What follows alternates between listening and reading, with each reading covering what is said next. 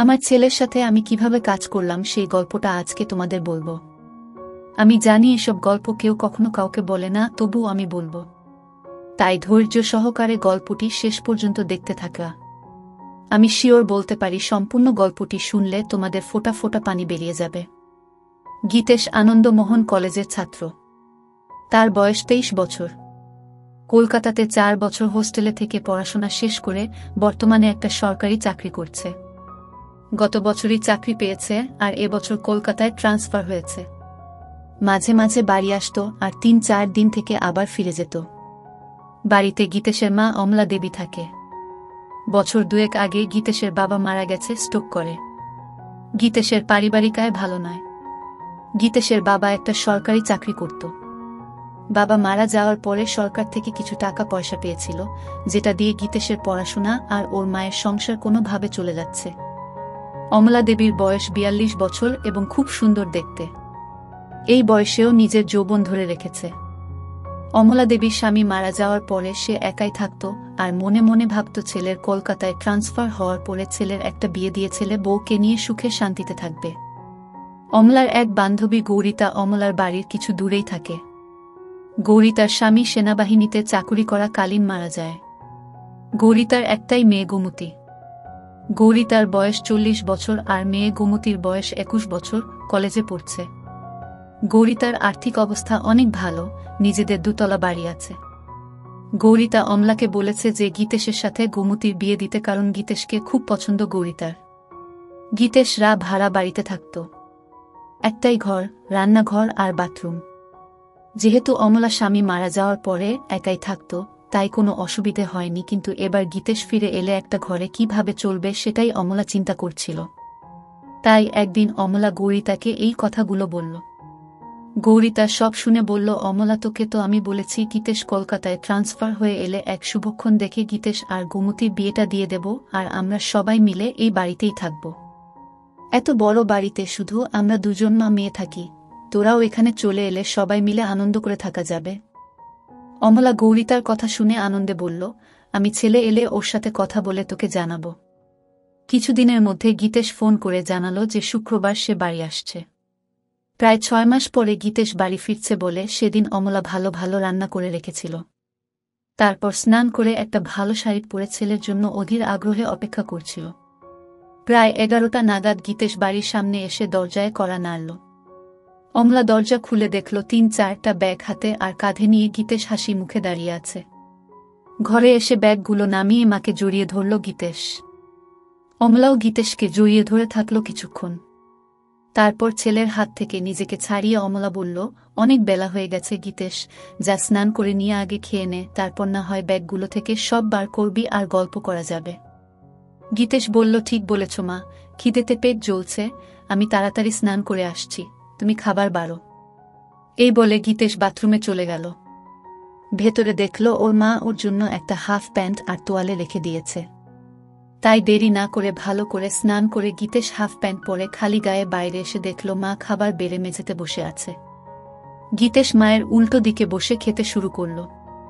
খেতে খেতে মাকে দেখছিল গীতেশ আর মনে মনে ভাবল যে মাকে আগের থেকে যেন আরো সুন্দরী লাগছে। অমলা সেটা দেখে জিজ্ঞেস করল, কি এত দেখছিস গীতেশ? গীতেশ বলল, তোমায় দেখছি মা, তোমায় এই শাড়িতে খুব সুন্দর লাগছে। এটা কি নতুন শাড়ি? অমলা বলল, না রে, এটা পুরনো শাড়ি, তবে খুব কম পরেছি বলে এটা নতুনের মতো লাগছে। গীতেশ বলল, মা চাকরি তো আমি পেয়ে গেছি, এবার আর তোমার কোনো দুঃখ রাখব না। অমলা হেসে বলল, সে আমি জানি গীতেশ, আমি এখন অনেক নিশ্চিন্ত যে তুই এবার আমাদের 2 জনের সংসার চালাতে পারবি। এই শুনে গীতেশ এসে বলল, সে আর বলতে না, আমার সুন্দরী মাকে আমি এবার থেকে সুখে রাখব। গীতেশের কথা শুনে অমলাও হেসে উঠল। এইভাবে কথা বলতে বলতে 2 জনে খাওয়া শেষ করল। অমলা থালা বাসন নিয়ে রান্নাঘরে ধোয়ার জন্য চলে গেল। গীতেশ হাত মুখ ধুয়ে ঘরে এসে ব্যাগ থেকে জিনিসপত্র বার করতে শুরু করল। একবার রান্নাঘরের দিকে তাকিয়ে ব্যাগ থেকে 2টা বাংলা গল্পের বই তাড়াতাড়ি বের করে নিয়ে নিজের বইয়ের তাকে লুকিয়ে রাখল। কিছুক্ষণ পরে অমলা ঘরে এসে বিছানায় বসল। অমলা ছেলের সব জামা প্যান্ট একদিকে সরিয়ে রাখতে রাখতে বলল, তোর সব জামা তো পুরনো হয়ে গেছে, এবার কিছু নতুন কিনে নিস। গীতেশ বলল, ঠিক আছে মা, এই মাসের স্যালারি পেয়ে তোমার আর আমার জন্য নতুন কাপড় কিনব। তারপর গীতেশ সব জিনিস বিছানা থেকে সরিয়ে অমলার মুখোমুখি বসে গল্প করতে শুরু করল। অমলা বলল, গীতেশ, এখন তোর কিরকম লাগছে? পড়াশোনা করে চাকরি করছিস, এবার কলকাতায় ট্রান্সফার হয়ে গেল। গীতেশ বলল, সেরকম কিছু না, কিন্তু এবার থেকে তোমার সাথে থাকতে পারবো, এই জন্য আমি খুব খুশি। এই বলে মায়ের কোলে মাথা রেখে শুয়ে পড়ল। অমলা ছেলের কথা শুনে খুব খুশি হল আর গীতেশের মাথায় হাত বুলিয়ে দিতে লাগল। গীতেশ শুয়ে শুয়ে অমলাকে দেখছিল আর মনে মনে ভাবছিল মাকে সত্যি খুব সুন্দর দেখতে। এইভাবে কিছুক্ষণ থাকার পরে অমলা হেসে বলল, গীতেশ, এবার গৌরিতার সাথে কথা বলতে হবে তোর বিয়ের জন্য। গীতেশ তখন মায়ের কোল থেকে মাথা সরিয়ে উঠে বসে বসে মায়ের দুই কাঁধে 2 হাত রেখে বলল, না মা, এখন নয়। এখন শুধু আমার সুন্দরী মাকে সুখী করার সময়, বউকে নয়। অমলা হেসে বলল, আমি তো ভালোই আছি, এবার তোর একটা বউ এসে গেলে আমার অসুবিধা হবে আর তোর অসুবিধা হবে। গীতেশ নিজের মুখটা অমলার মুখের কাছে এনে বলল, আমাদের কি সুবিধা হবে মা, বউ এলে? অমলা বলল, আমার একটা গল্প করার সাথী হবে আর তোর চির জীবনের সাথী হবে। আর সত্যি বলছি, গোমতী খুব সুন্দরী আর ভালো মেয়ে, তোকে খুব সুখে রাখবে। গীতেশ অমলাকে বলল, আমি তোমায় সুখে রাখব, তাই তোমার আর কিছু লাগবে না। অমলা গীতেশের কথা শুনে একটু চমকে উঠে বলল, ঠিক আছে, এবার তুই একটু রেস্ট নিয়ে নে, আমি একটু বেরোচ্ছি, একবারে বাজার করে ফিরব। এই বলে অমলা উঠে দাঁড়িয়ে নিজের শাড়িটা ঠিক করতে লাগল। গীতেশ ও উঠে দাঁড়িয়ে মাকে দেখতে লাগল। কিছুক্ষণ পরে অমলা বাড়ি থেকে বেরিয়ে যেতেই গীতেশ দরজা বন্ধ করে ঘরে এসে নিজের আরেকটা ব্যাগ খুলে মায়ের একটা ছোট জামা দেখে নাক দিয়ে গন্ধ নিতে থাকল। গীতেশ হোস্টেলে থাকাকালীন বন্ধুদের পাল্লায় পরে এসব বই পড়া শুরু করেছিল। সব সম্পর্কের মধ্যে মা ছেলে নিয়ে এগুলো পড়তে বেশি ভালোবাসত। সেই জন্য 6 মাস আগে যখন বাড়ি এসেছিল তখন মায়ের একটা ছোট জামা লুকিয়ে নিজের সাথে নিয়ে গিয়েছিল। তারপর থেকে হোস্টেলে গীতেশ বই পড়তে পড়তে মায়ের ছোট জামা জড়িয়ে ধরে নিজেকে শান্ত করত। যেহেতু খুব ক্লান্ত ছিল তাই মাকে চিন্তা করতে করতে কিছুক্ষণের জন্য ঘুমিয়ে পড়ল। তারপর কিছুক্ষণ পরে বাথরুম এগিয়ে পেচ্ছাপ করতে গিয়ে দেখল বাথরুমে মায়ের একটা ছোট জামা ঝোলানো আছে। অমলা তাড়াহুড়োয় সেটা সরিয়ে রাখতে ভুলে গিয়েছিল। গীতেশ পেচ্ছাপ করে ওটা নিজের নাকে শুকে বুঝল এটা মায়ের ব্যবহার করা। সেটা অমলা ধুতে ভুলে গেছে। গীতেশ অনেকক্ষণ সেইটা নাকে নিয়ে গন্ধ শুকতে লাগল। গীতেশ নিজেকে আর কন্ট্রোল করতে না পেরে নিজের কাজ করতে লেগে গেল। প্রায় 15 মিনিট ধরে চলল সেই কাজ। তারপর সেটা যেখানে ছিল সেখানে রেখে নিজেকে পরিষ্কার করে ঘরে এলো। মনে মনে অপরাধ বোধ হচ্ছিল নিজের মাকে নিয়ে এরকম ভাবতে, কিন্তু ও এটাও বুঝতে পারল আজকে সব থেকে বেশি তৃপ্তি পেয়েছে। কিছুক্ষণ পরে গীতেশের পাপবোধ পরিবর্তন হল আর ভাবতে লাগল কিভাবে মাকে আরও কাছে পাওয়া যায়। এইসব ভাবতে ভাবতে সন্ধে হয়ে গেল আর ঠিক তখন দরজায় আওয়াজ হল। গীতেশ দরজা খুলে দেখল অমলা দাঁড়িয়ে আছে 2 হাতে 2টো বাজারের ব্যাগ নিয়ে। গীতের সঙ্গে সোজা মায়ের হাত থেকে ব্যাগ দুটো নিয়ে রান্নাঘরে রেখে 1 গ্লাস জল নিয়ে অমলাকে দিল। অমলা বিছানায় বসে জলটা খেয়ে জিজ্ঞেস করল, সারা দুপুর আর বিকেল কি করলি গীতেশ? একটু ঘুমিয়েছিলিস তো? হ্যাঁ মা, অল্প ঘুমিয়েছিলাম। ভালো করেছিস, আমি একটু ফ্রেশ হয়ে তোকে চা করে দিচ্ছি, তোর জন্য কাটলেট ও এনেছি। এই বলে অমলা তোয়ালে নিয়ে বাথরুমে চলে গেল। গীতেশ তখন মাকে সারপ্রাইজ দিবে বলে নিজে রান্নাঘরে গিয়ে চা বানাতে শুরু করল। আর বাজারের ব্যাগ থেকে সবকিছু রান্নাঘরে যথাস্থানে রেখে কাটলেট দুটো একটা ডিশে রাখল। বাথরুমের ভেতর থেকে মায়ের গোসল করার শব্দ শুনতে শুনতে গীতেশ চা বানাচ্ছিল। এদিকে গোসল করতে করতে অমলা হঠাৎ দেখে তার ছোট কাপড়টা দড়িতে ঝুলছে। সঙ্গে সঙ্গে চমকে গেল আর মনে মনে ভাবল, সব কিছু ঠিক জায়গায় রেখে আসল জিনিসটাই বাথরুমে ফেলে গিয়েছিল। গীতেশ যে কি ভেবেছে কে জানে। নিজেকে কিছুক্ষণ গালাগালি দিয়ে গোসল করে তোয়ালেটা দিয়ে নিজেকে জড়িয়ে অমলা বাথরুম থেকে ঘরে এসে দেখল গীতেশ একটা ট্রে 2 কাপ চা আর কাটলেট সাজিয়ে বসে আছে। অমলা হেসে বলল, বাহ, একবার চা বানিয়ে মায়ের জন্য অপেক্ষা করছিস, খুব ভালো। বউকে তুই খুব সুখে রাখবি। এখন তো মাকে সুখী করি, তারপর অন্য কেউ। অমলা আলমারি থেকে একটা শাড়ি নিয়ে গীতেশকে বলল, আমি দরজাটা ভেজিয়ে দিয়ে রান্নাঘরে শাড়িটা পরে আসছি। গীতেশ এগিয়ে গিয়ে অমলার হাত ধরে বলল, তুমি এই ঘরে চেঞ্জ করে নাও, আমি রান্নাঘরে যাচ্ছি, তোমার হয়ে গেলে আমায় ডেকে নিও। এই বলে গীতেশ ঘরের দরজাটা ভেজিয়ে দিয়ে বাইরে অপেক্ষা করতে লাগল। ছেলের ব্যবহারে অমলা খুব খুশি হয়ে ঘরেই ড্রেস চেঞ্জ করতে লাগল। গীতেশ দরজাটায় একটু ফাঁকা রেখে ভেজিয়ে রেখেছিল, যাতে সেই ফাঁক দিয়ে ঘরের ভেতরটা দেখা যায়। গীতেশ দরজার ফাঁক থেকে চোখ রাখতেই ঘরের ভেতরের দৃশ্য দেখে অবাক হয়ে যায়। এদিকে অমলা ততক্ষণে শাড়িটাও পরে নিয়ে গীতেশকে ডাকল ঘরের ভেতরে আসার জন্য। গীতেশ মায়ের ডাক শুনে একটু চমকে গিয়ে ঘরের ভেতরে এলো এবং হঠাৎ খেয়াল করল ওটা শক্ত হয়ে দাঁড়িয়ে আছে। কোনোক্রমে এক হাত দিয়ে সামাল দিয়ে বিছানাতে বসল। অমলা তখন আয়নার সামনে দাঁড়িয়ে চুল আঁচড়াচ্ছিল, তাই ছেলের দিকে খেয়াল করেনি। গীতেশ অমলাকে ডাকল, এসো মা, চা আর কাটলেট ঠান্ডা হয়ে যাবে, খেয়ে নাও আগে। ঠিক আছে, চল খেয়ে নি। এই বলে বিছানায় এসে গীতেশের মুখোমুখি বসল। দুজনে একসাথে কাটলেট আর চা খেতে লাগল। বাহ গীতেশ, চাটা তো খুব ভালো বানিয়েছিস। তোমার ভালো লেগেছে মা? আমি হোস্টেলে মাঝে মাঝে নিজেই চা করে খেতাম। অমলা হেসে উঠে গীতেশের গালটা ধরে বলল, সত্যি ভালো হয়েছে, আমার ছেলে এখন নিজের খেয়াল নিজে রাখতে পারবে। গীতেশ ও তখন মায়ের গালটা ধরে বলল, তোমারও সব খেয়াল রাখবে তোমার ছেলে। দুজনেই একসাথে হেসে উঠল। আচ্ছা গীতেশ, তোর চাকরি শুরু কবে থেকে? আজ ২৮ তারিখ, পরের মাসের ৮ তারিখে অফিস জয়েন করতে হবে। একটা কথা বলার ছিল। কি কথা মা, বলো। গৌরিতাকে তোর মনে আছে? গৌরিতা মাসি কেন মনে রাখবো না মা, আমায় এত ভালোবাসে। সেটা জানি, তোকে ভালোবাসে বলেই একটা প্রস্তাব রেখেছে। কি প্রস্তাব? গৌরিতা তোর সাথে গোমতীর বিয়ে দিতে চায়। গীতেশ লজ্জা পেয়ে বলল, এখন আমি বিয়ে করব না। গৌরিতা বলেছে গোমতীর সাথে তোর বিয়ে হবার পরে আমরা সবাই ওর বাড়িতে থাকব। আমি বলেছি যে গীতেশের সাথে কথা বলে জানাবো। তুই কি বলিস এ ব্যাপারে? বিয়ের ব্যাপারটায় আমায় একটু সময় দাও। বুঝলাম ছেলে লজ্জা করছে, ঠিক আছে, তুই সময় নিয়ে চিন্তা করে আমায় জানাস। কিন্তু আমাদের ঘরটা খুব ছোট দুজনের জন্য। আগে তুই ছোট ছিলিস তাই কোনো মতে চলে যেত, কিন্তু এখন তুই বড় হয়ে গেছিস। এমন কিছু ছোট নয় আমাদের ঘর, আমাদের দুজনের জন্য যথেষ্ট। কিন্তু তোর অসুবিধে হবে, আমি যখন কাপড় চেঞ্জ করব তখন তোকে বাইরে অপেক্ষা করতে হবে, এছাড়াও এই একটা বিছানায় দুজনের হবে না। গীতেশ অমলার কথা শুনে মনে মনে বলল, আমি তো চাই তুমি ঘরে কাপড় ছাড়বে, আর আমি দরজার ফাঁক দিয়ে তোমার দেখব। অমলা গীতেশের দিকে তাকিয়ে বলল, কি ভাবছিস এত? কি করবি সেটা তো বল। গীতেশ সঙ্গে সঙ্গে বলল, না কিছু ভাবছিলাম না, তবে এখন ওখানে যাব না, কিছুদিন চাকরি করে স্যালারি জমিয়ে তারপর না হয় যাওয়া যেতে পারে। ঠিক আছে, তোর যেটা ভালো মনে হয় সেটাই হবে। ঠিক আছে, তুই টিভি দেখ, আমি রাতের রান্নাটা করে নি। এই বলে অমলা চায়ের ট্রেটা নিয়ে রান্নাঘরে চলে গেল। গীতেশ টিভি দেখতে লাগলো, কিন্তু ভালো লাগছিল না। তাই গীতেশ রান্নাঘরে গিয়ে দেখল মা এক মনে গুনগুন করে গান গাইতে গাইতে রান্না করছিল। গীতেশ পেছন থেকে অমলাকে একটু হামি দিয়ে জিজ্ঞেস করল, মা আজ কি রান্না করছ?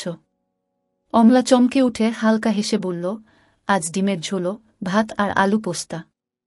গীতেশ মায়ের কানে কানে বলল, তোমার হাতের রান্নার কোনো জবাব নেই মা।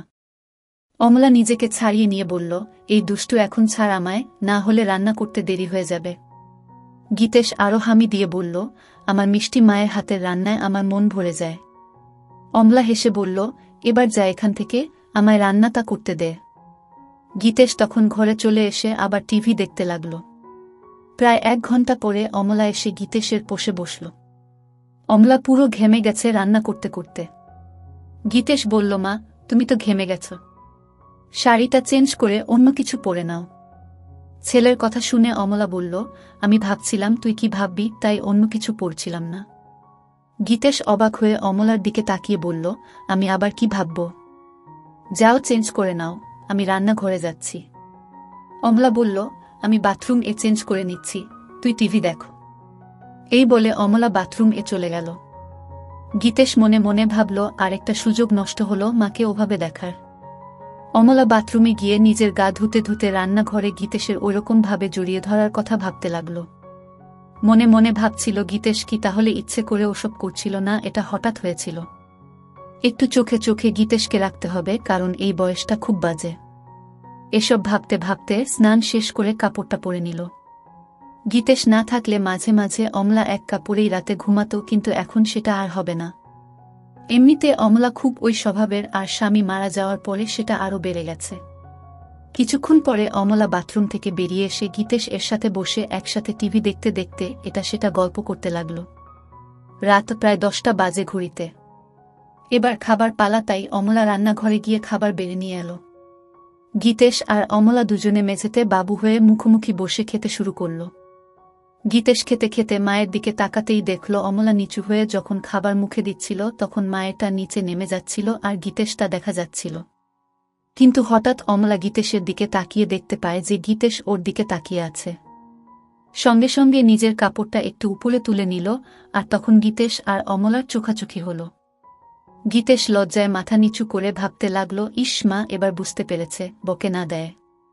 কিন্তু অমলা কিছুই বলল না, শুধু বলল খাবারের দিকে মন দে। গীতেশ হাফ ছেড়ে বাঁচল। এইভাবে দুজনের খাওয়া শেষ হল। তারপর অমলা সব বাসন ধুয়ে ঘরে এসে মেঝেতে বিছানা করতে লাগল। সেটা দেখে গীতেশ জিজ্ঞেস করল, মা তুমি কি নিচে শুবে? হ্যাঁ রে, বিছানায় দুজনের অসুবিধে হবে। গীতেশ সঙ্গে সঙ্গে অমলার হাত থেকে সবকিছু কেড়ে বিছানায় রেখে বলল, এই খাটে আমাদের দুজনের ভালো মতো হয়ে যাবে, তাই তুমি চিন্তা করো না। অমলা কিছু একটা বলতে যাচ্ছিল কিন্তু গীতেশের জেদে মুখে আর কিছু বলল না। কিছুক্ষণ পরে লাইট অফ করে দুজনে শুয়ে পড়ল। গীতেশ ক্লান্ত ছিল তাই কিছুক্ষণের মধ্যে ঘুমিয়ে পড়ল। অমলা শুয়ে শুয়ে সারা দিনের কথা ভাবতে লাগল। বিশেষ করে রাতে ছেলে যেভাবে এক দৃষ্টিতে তার দিকে তাকিয়েছিল। ভাবতে ভাবতে একটু তুরা হয়ে পড়ল। মনে মনে চিন্তা করল যে এবার থেকে গীতেশের সবকিছু ভালোমতো লক্ষ্য করতে হবে। এইসব ভাবতে ভাবতে অমলা ঘুমিয়ে পড়ল। চিরকাল খুব সকাল সকাল ঘুম থেকে ওঠা অমলার অভ্যাস। অমলা ঘুম থেকে উঠে গীতেশের দিকে তাকিয়ে দেখল গীতেশ গভীর ঘুমে আচ্ছন্ন। একটু নিচের দিকে তাকাতে দেখল গীতেশের হাফ প্যান্ট তাবু হয়ে গেছে। সেটা দেখে অমলা মনে মনে ভাবল ছেলে এমন কিছু স্বপ্ন দেখছে যাতে তাবু হয়ে গেছে। তারপর নিজের মনে হাসতে হাসতে বাথরুমে চলে গেল। তারপর রান্না করে নিজে স্নান করে শাড়ি পরে চায়ের কাপ হাতে নিয়ে গীতেশকে ডাকল। গীতেশ ঘুম থেকে উঠে দেখল মা চায়ের কাপ হাতে দাঁড়িয়ে আছে একটা সুন্দর শাড়ি পরে। কটা বাজে মা? এত সকালে তোমার স্নান হয়ে গেছে? 10টা বাজছে, আমায় একটু গৌরিতার সাথে বেরোতে হবে। তোর জন্য রান্না করা আছে, দুপুরে স্নান করে খেয়ে নিস। সন্ধেবেলায় আবার দেখা হবে।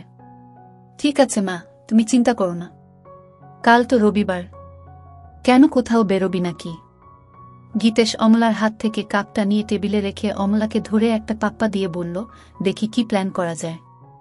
অমলা নিজেকে ছাড়াবার চেষ্টা করে বলল, আবার দুষ্টুমি হচ্ছে, আমার শাড়ি নষ্ট হয়ে যাবে, এখন ছাড় আমায়, পরে জড়িয়ে ধরার অনেক সময় পাবি। তোমায় ছাড়তে ইচ্ছে করছে না মা। এই বলে আবার অমলাকে ধরে গীতেশ আর মায়ের শরীরের কোমলতা অনুভব করতে থাকে। অমলার ও ভালো লাগছিল কিন্তু ওর দেরি হয়ে যাবে তাই জোরে করে গীতেশকে সরিয়ে দিয়ে বলল, আমি এবার আসি, বুঝলি, না হলে দেরি হয়ে যাবে, তুই সময় মতো খেয়ে নিস। ঠিক আছে মা, তুমি একদম চিন্তা করো না, সাবধানে যেও। এরপরে অমলা নিজের শাড়িটা ঠিক করে গীতেশের দিকে একটা হাসি দিয়ে ঘরে থেকে বেরিয়ে গেল। গীতেশ দরজা বন্ধ করে ঘরে এসে চা খেতে খেতে চিন্তা করল কি করবে সারাদিন। কিছুক্ষণ বসার পরে আলমারিটা খুলে মায়ের ছোট কাপড়গুলো বের করে বিছানায় রাখল। দেখল সেগুলো অনেক পুরনো হয়ে গেছে। কিছুক্ষণ নাক দিয়ে সবগুলো শুকে আবার যথাস্থানে রেখে দিয়ে আলমারিটা বন্ধ করে দিল গীতেশ। তারপর গীতেশ ঘরটা আর রান্নাঘরটা পরিষ্কার করল। গীতেশ মনে মনে একটা মতলব করল কি করে মাকে প্রতিদিন ওভাবে দেখা যায়, কারণ শাড়ি চেঞ্জ করার সময় বেশিক্ষণ দেখা যায় না। তাই ভাবল বাথরুমে একটা ফুটো করতে পারলে স্নান করাটা ভালো মতো দেখতে পাবে। একটা হাতুড়ি আর পেরেক নিয়ে বাথরুমের দরজায় গীতেশ একটা ফুটো করে দিয়ে দেখল যে ফুটোটা একদম সঠিক জায়গায় হয়েছে, যেখান থেকে ভেতরের দৃশ্য ভালোভাবে দেখা যাবে। তারপর স্নান করে খেয়ে নিয়ে একটু ঘুমোতে গেল গীতেশ। ঘুম থেকে উঠে দেখল যে সন্ধে হয়ে গেছে আর অমলার আসার সময় হয়ে গেছে। কিছুক্ষণের মধ্যে দরজায় আওয়াজ শুনে গীতেশ দরজা খুলে দিয়ে দেখল অমলা এসেছে। ভেতরে এসে অমলা বলল, গীতেশ দুপুরে খেয়েছিলিস তো? হ্যাঁ মা, খেয়েছিলাম। তোমার দিনটা কেমন কাটল? অমলা বিছানায় বসে ফ্যানের হাওয়া খেতে খেতে হেসে বলল, আমার আবার দিন কেমন কাটবে, যেরকম কাটার সেরকম কেটেছে। তুমি যাও বাথরুমে ফ্রেশ হয়ে এসো, আমি চা বানাচ্ছি। অমলা সেটা শুনে বাথরুম চলে গেল আর গীতেশ ও রান্নাঘরে চলে গেল। অমলা বাথরুমের দরজা বন্ধ করতেই গীতেশ দরজার ফুটোয় চোখ রাখল। গীতেশ শুধু দেখল লাগলো নিজের মাকে আর এক হাত দিয়ে কাজ করতে লাগলো। এদিকে গ্যাসে জল গরম হয়ে ফুটছে, তাই তাড়াতাড়ি চা বানানোতে মন দিল। কিন্তু কিছুতেই নিজের মন থেকে মায়ের সেই রূপটা মুছতে পারল না। কিছুক্ষণ পরে গীতেশের চা বানানো শেষ হলো। এদিকে অমলার স্নান হয়ে গেছে আর অমলা বাইরে এলো। ঘরে গিয়ে অমলা চুল আঁচড়াতে লাগলো আর গীতেশ চা নিয়ে এসে বিছানায় বসে অমলাকে দেখছিল। অমলা আয়নায় সেটা দেখে গীতেশকে জিজ্ঞেস করল, সারাদিন কি করলি? রান্নাঘর পরিষ্কার করলাম। আর মনে মনে বলল, বাথরুম ফুটো করলাম তোমায় দেখব বলে।